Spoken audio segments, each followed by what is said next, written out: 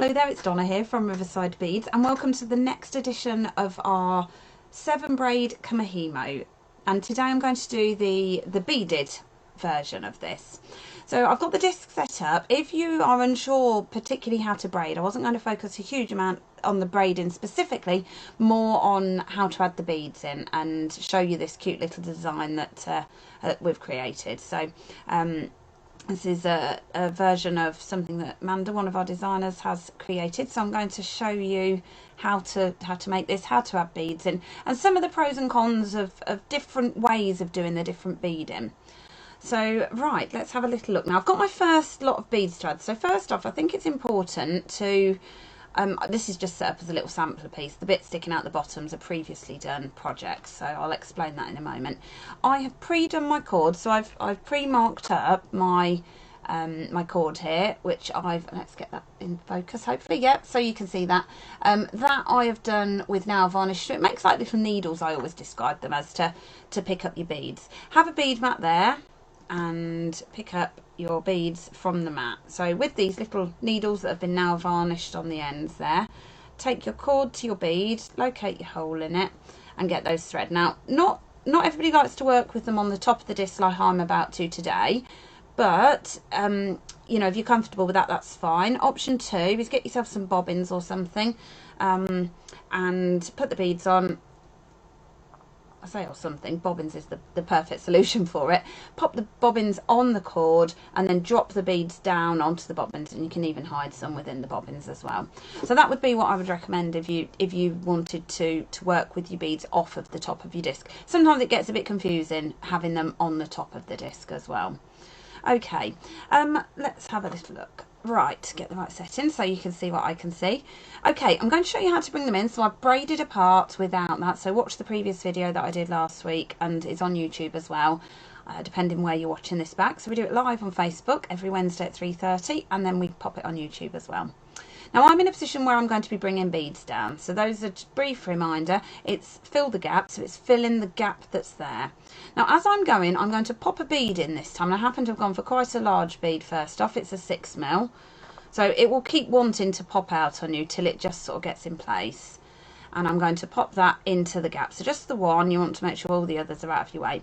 You turn that so it's at 4 o'clock, your gap. And if we haven't loaded a bead on the strand, then you don't want to be putting a bead down at that stage. Just making sure that one doesn't pop up, because at this stage it's not secured in.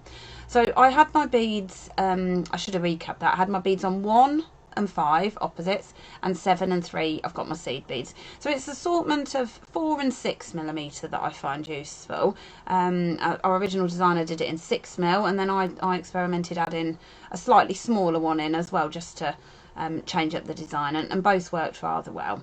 So I'm bringing that bead in each time that I come to a cord with beads on, which isn't on all of them. It'll be as you come across one. So I'm on now my 4mm. I pop one in. That's got a nice big gap under there that it's slotted into. Hopefully you could see that go under there. But don't forget you're bringing your cord over to fill that gap as well. So it's often known as a fill the gap braid, this 7 braid. And that's what we're going to do. We're bringing the cord to the only empty gap. So the benefit of doing it on our exclusive disc here is that you've only got the one gap. There's no other gaps to put it to. You've just got to work your pattern out, decide which beads you're adding and where you're adding them, and then bring them in as you're going and just sort of pull the others out there. So that's a full repetition round. I've used all 4 of my beads now. So I'm back round onto another beaded one. And that's my big one again, which is always the trickier one to get under the gap that you've got. It's sort of just positioning it in. That I can see that desperately. Let me see if I can show you what it's about to do. It's about to jump out. I can see it's going to there. So what I'm going to do is carefully give it a little tuck back under. Give that one a tighten next to it. So it's still a little bit precarious, but hopefully that will hold for me until I get back round. If not, I just sort of, you could put your finger there a little bit just to guide it. When I do a couple of repetitions round now, that will encapsulate that. I'm not promising you it's not going to pop up, but I'll show you what to do if it does. So popping one in, you can either do it as you're going. Let me not make that look more complicated than it is. Just trying to get the one in there. Sometimes worth sliding it in before you do. And I'm obviously trying to keep it in camera. I have a particular way of braiding myself when I do it on my lap. But obviously when I'm trying to do it and show, it's a bit different. So that one's still behaving, that big one. But at this stage, at any point, it could drop out. It's this one that's going to seal that in for us. There we go. And that now is eliminating. Not completely. It could still jump its way out. But this, you know, as you go on these next couple of moves, that will minimise the chance of that dropping out. So pop your bead in each time you go and bring your cord over. Rotate, no bead on this one. So that one, it's almost like a relief to get to that one where you haven't got to pop a bead on, so you haven't got to worry about it popping out. That now is completely secure in that previous step, so you haven't got to worry about that. However, we'll be coming round again to that in a moment. So there again, you fill the gap, it's always at 4 o'clock. Your next one that you're working on is always at 12. So for the purpose of showing you today, I'm pushing one in and bringing the cord over. That's stopping too many jumping in, to be fair. And then bringing that round again. Back onto this big one here. So popping that in, bringing that over. And don't forget, this is the one that keeps deciding it wants to jump out. So just popping that in. If you need to, just sort of get some weight. I don't tend to braid on a table like I am for here as well. I would tend to bring it off and onto my lap. And then you can put a weight. This with the braid that's already on there attached would make a fabulous weight. And if that was on your lap, that would naturally give you some tension to that centre, which can also help with this. So yeah, you can always change them up as well. Change the beads up and experiment till you get a design that you're happy with. That one's determined to get out this time. You stay right where you are. So we're popping the empty one with no bead on. Then I'm popping that one there, under, and in place. Oh, that seems to have decided it's... Oh no, it's still trying. Under there, regular beaded one, a regular non-beaded one, and that's captured that for me now. So the other benefit of putting bobbins onto your cords is it keeps you tension. So when you've got a heavy piece like this, which turns into a weight underneath, if you put some tension on the cords as well, so put your bobbins, you can also get weighted bobbins, which can be really useful for keeping your tension. That can help keep your pointer braid in at the right sort of spacings equally. So it helps keep your beads in the centre of the hole. So mine's actually gone slightly over to the side, so to correct that I would pull those two, which will just get it was only marginally, it will just get it very slightly back to the centre pointer braiding. But that can help keep your tension, it can help your beads sit in place. I've not got too much to show you at this stage. I'll just do a couple more and see whether I can show you what it's done. But I'll talk you through the designs that Amanda created in the pink and purple, and then the ones I've done in the teal as well for you. And we've also got a fabulous bead bundle while stocks last of that is £10, and it gives you this selection of beads in assortment of sizes. So if anyone fancies grabbing a bundle, well, we've got the stock of those. I won't do any more because that's the big one that will be tricky to do a full repetition round. So if I leave it there, although that's not normally where I would leave it, I would normally go round. But with this braid, it doesn't massively matter where you put it down, because you know that you're next on that one, ready to bring it in the empty gap. So the gap will move. You won't, it doesn't matter where it is, because there's always only one gap if you're using our disc. If you're trying to replicate it on a different disc, then this won't be quite as easy to... You've just got to remember where you are a bit more. But with this disc, we've taken out all the unnecessary slots just to leave the 8 necessary slots to create this 7-strand braid.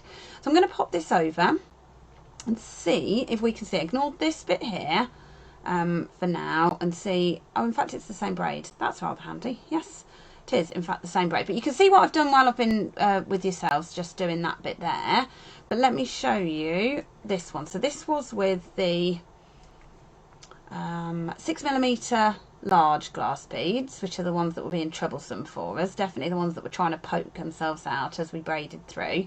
Haven't experimented yet with changing up which cord I put the beads on. So it might be that I would put the 6mm beads on one of the other cords that we didn't have any beads on, and that might make them sit a little bit better. So I've not done a pattern for this as such. I've just done some bundles of beads that are all these ones that we've included in here. So I'll show you those bundles in a moment. And that's got your 6mm, 4mm crackle in there, and then the gorgeous seed beads. So it's sort of a nice bronze and teal ones. This was the two size 6mm of teal. up there, so you can see that. I have photographed this one as well and put it on the event. I've not finished my ends on this one yet, fully intended to. Got a lovely bronze end cap to put on this that we stock. I thought that would rather complement that. So that's that one. And then this was our original, which is frosted and crackle, which look rather nice. And then some of your size 6 seed beads. So what I've done is I'll bring in a little bundle that I've created on there. Just bear with me a moment. Let's have a look. Hold on a moment. Let's get everything we need. And I will show you the little bundle of beads that you can use with this. I mean, we sell all these separately on the website, so on the riversidebeads.co.uk website. We're a UK-based bead shop. But I just thought if I pull this together at one price, but I think you save £1 or something as well. So it's worth, you know, just grabbing the collection. So it's 4mm crackled, some 4mm bronzy colour frosted as well. Although I haven't used them in that project I was just showing you. I thought they rather quite look nice with that. The size 6 seed beads as well. And then 3 sizes of your 6mm in the crackle. The frosted, these just tone so beautifully. And then this one here is sort of a multi one that's, it's just sort of got hints of, I think it's like purples and teals and things in as well. So I just think these all complement each other rather beautifully. And that's the bundle we've put together for you. Those beads there. So although they're long, super long strands of the beads and the seed beads as well. So we've got that in the teal bundle, and then we've done it in the pinks and purples, and they're £10 at the moment on the website. Or you can piece together your bundles. Don't forget you need your Eslon. So the Eslon is the stuff that I'm doing the beading on. Eslon is about 0.5mm. Does also work with 0.6 macrame cord that we stock. So that's an option, but I've sort of got myself a stash of these Eslons now, so I do tend to sway towards them. This one here, can't steer away from my teal. I always end up putting a little bit, and this one's gorgeous. It's purples and teals in a different sort of tone to the previous one, I think. I didn't use the same one, did I? No, I didn't. This was a... Did I? No, it didn't. No, I didn't. This was like a crackled, slightly crackled one. And that's that one. And then frosted in the 2 sizes again. And crackled and crackled. So absolutely gorgeous colours again together. Let's see if we can get them so you can see all the colours. I've just photographed it quickly and popped it online as well so you can see that. And then of course you've got some tone in seed beads. And these are like the AB sort of petrol-y purple colour, which are just beautiful, and they pick up all the colours as well. So really nice mixes to work, not just with your Kumihimo braiding. I thought they were nice bead mixes anyway to make some gorgeous creations with. So for those of you watching us here on YouTube, I will see you next week. I'm covering endings and startings and endings. So I think that's always useful with Kumihimo. I'm going to do it specifically for this braid, measuring and different things as well, just to see that. I think I'll probably cover bobbins as well, just to show you those in action. So do check that next week. And then we've got a bit of Easter coming up, and then some resin over the coming weeks. We look forward to seeing you each week, and we'll see you again soon. Take care, everyone.